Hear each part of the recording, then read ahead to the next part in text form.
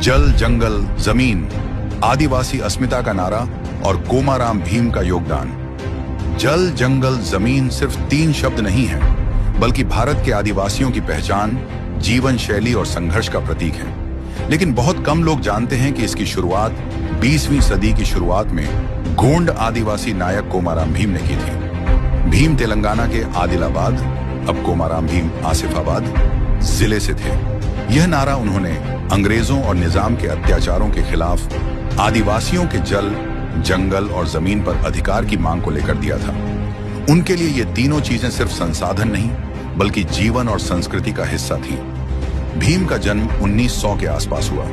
उनके पिता को उस समय मारा गया जब उन्होंने जंगलों पर सरकारी कब्जे और करों का विरोध किया। एक जागीरदार द्वारा जमीन छीनने की कोशिश के दौरान कोमाराम भीम ने उसका विरोध किया और फिर भागकर महाराष्ट्र और असम में शरण ली।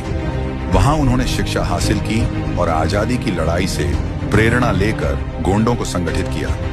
1928 से 1940 तक उन्होंने निजाम के खिलाफ गुरिल्ला युद्ध छेड़ा।